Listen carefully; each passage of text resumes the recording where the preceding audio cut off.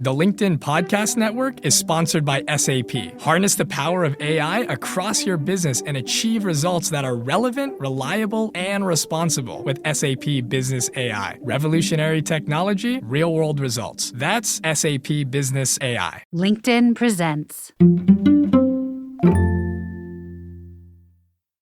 Strategy is easy to describe and hard to stick with.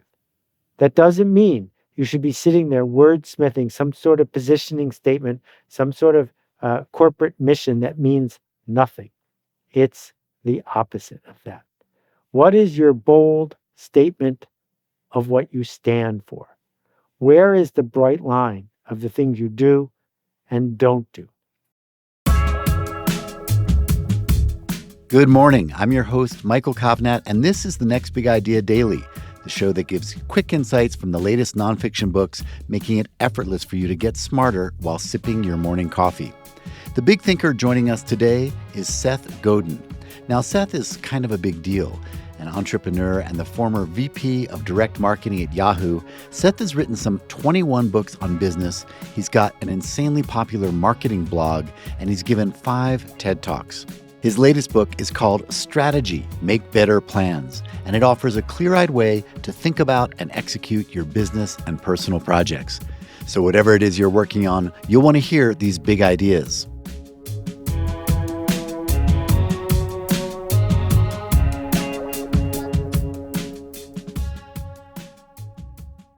Big problems demand small solutions. This seems counterintuitive. Because if it's a big problem, why not have a decree and a giant grand opening and push really hard and solve the thing in one fell swoop? And the answer is because if we could, we already would have. Big problems become big problems because they are supported and entrenched by systems. And the way we solve them, whether that's building an organization at scale or addressing some sort of deficiency in our culture, is with something small that grows over time. That to do this work of strategy is to have the discipline of finding a philosophy of becoming, of realizing that we are on a journey and we are going to take the steps that we need to take to get from here to there.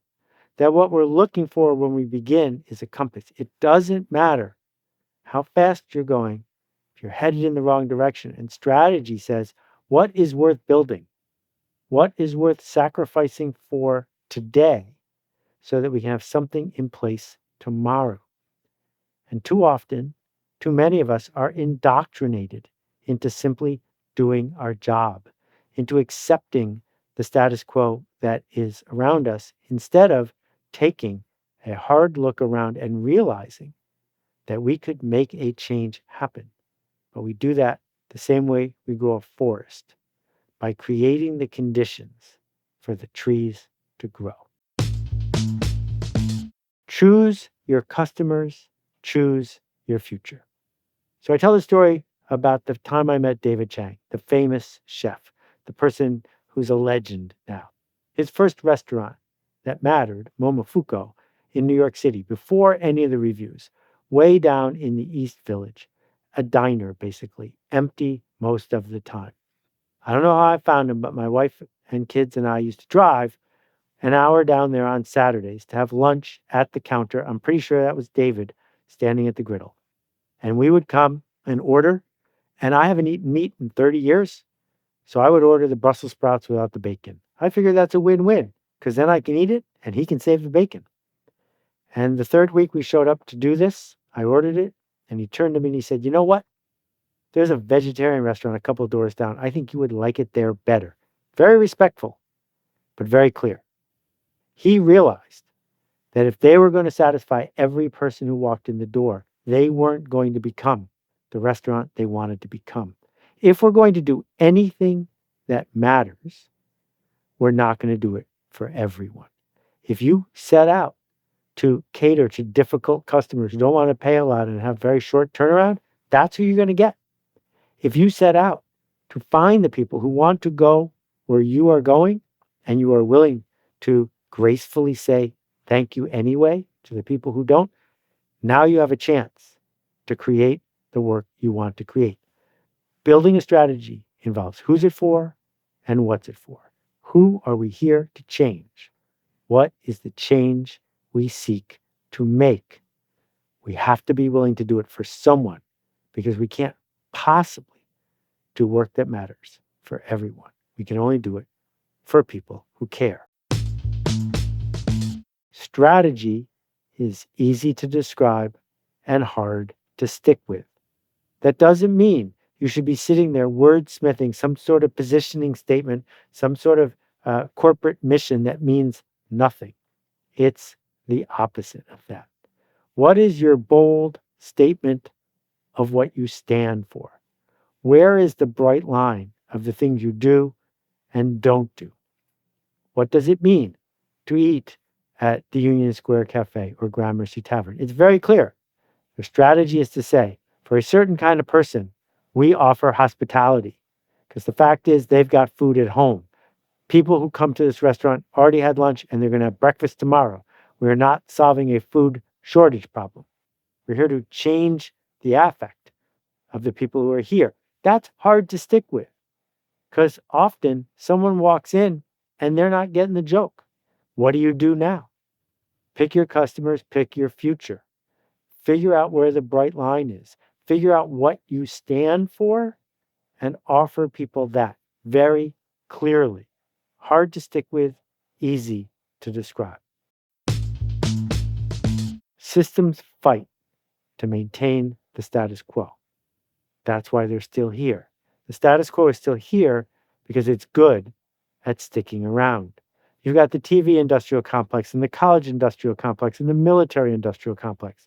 If a high school parent says to all their friends, oh yeah, we're encouraging our kid not to go to a famous college even if they get in, people freak out because it's been 400 years of Harvard indoctrinating us.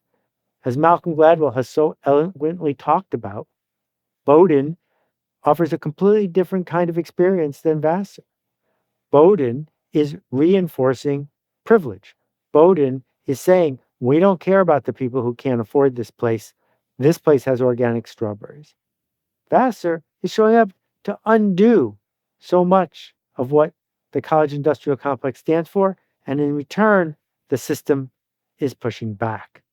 We need to look at the systems around us, the invisible systems, the subtle systems, the systems that are buried deep into our culture, and decide that we don't like them anymore, that we want to change them. And we need to see, where is the status quo? Who is defending the status quo? And how we can leverage it. As I'm talking to you from outside of New York City, just off the Hudson River. The Hudson River is a tidal estuary.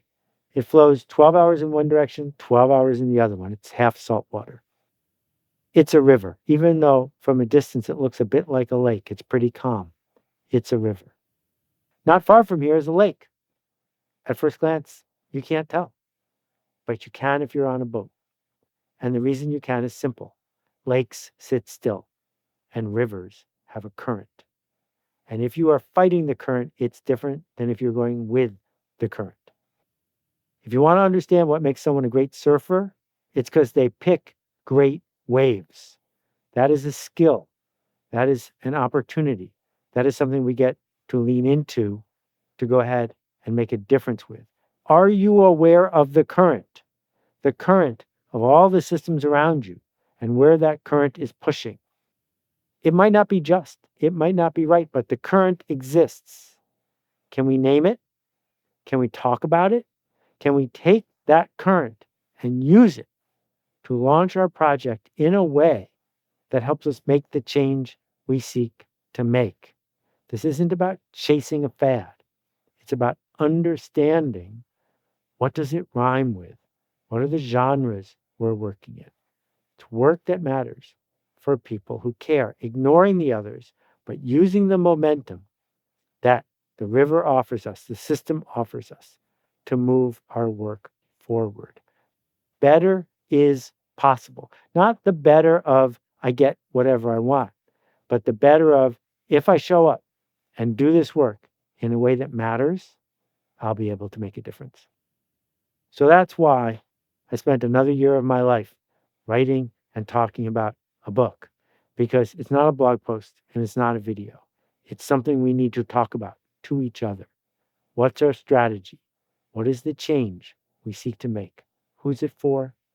And what's it for? You've already succeeded. There's no question about that. The question, as my friend Shalene has taught me, is, will you choose to matter? I hope you will. Thank you, Seth. All right, listeners, you can get a copy of Strategy wherever you get your books. And if you could use some more business advice, head on over to your app store and download the Next Big Idea app. Come on back here tomorrow when I'll have some big ideas from Father Nature, The Science of Paternal Potential by James Rilling. I'm Michael Kovnat. See you tomorrow.